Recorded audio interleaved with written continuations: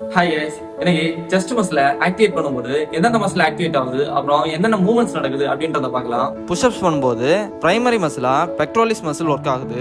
அது கூடவே triceps deltoid core மசிலா activate ஆகுது. இதோட மூவ்மெண்ட்ஸ் பாத்தீங்கன்னா எல்போல ஃபிளெக்ஷன் அப்புறம் எக்ஸ்டென்ஷன் மூவ்மெண்ட்ஸும், ஷோல்டர்ல புஷ் பண்ணி மேலே எழும்பும்போது ஹாரிசாண்டல் அடக்ஷன் மூவ்மெண்ட்டும், கீழே வரும்போது ஹாரிசாண்டல் அப்டக்ஷன் மூவ்மெண்ட்டும் நடக்குது.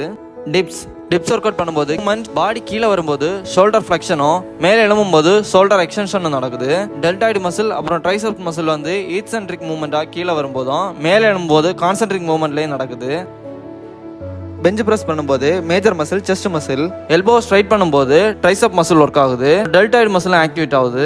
பெஞ்ச் பிரஸ் பண்ணும்போது மூவ்மெண்ட் பாத்தீங்கன்னா பார்பில செஸ்ட்டுக்கு நேரே எடுத்துட்டு வரும்போது ஹாரிசாண்டல் அப்டக்ஷனும், பார்பில புஷ் பண்ணி மேலே தள்ளும்போது ஹாரிசாண்டல் அடக்ஷன் மூவ்மெண்ட்டும் நடக்குது. இன்க்ளைன் பெஞ்ச் பிரஸ் இதுல வந்து என்னென்ன மசில் ஆக்டிவேட் ஆகுதுன்னா பெக்ட்ரோலிஸ் மேஜர் மசில், அப்புறம் ட்ரைசெப் மசில், அப்புறம் டெல்டாய்டு மசிலும் ஆக்டிவேட் ஆகுது. இதோட மூவ்மெண்ட் பாத்தீங்கன்னா பார்பில் கீழே வரும்போது ஹாரிசாண்டல் அப்டக்ஷனும், அதை அப்படியே புஷ் பண்ணி மேலே தள்ளும்போது ஹாரிசாண்டல் அடக்ஷன் மூவ்மெண்ட்டும் நடக்குது. இதுல இருந்து உங்களுக்கு செஸ்ட் மசில் மூவ்மெண்ட் அப்புறம் மசில் ஆக்டிவேஷன் உங்களுக்கு தெரிஞ்சிருக்கேன்னு நினைக்கிறேன். வீடியோ பிடிச்சிருந்துச்சுன்னா லைக் பண்ணுங்க.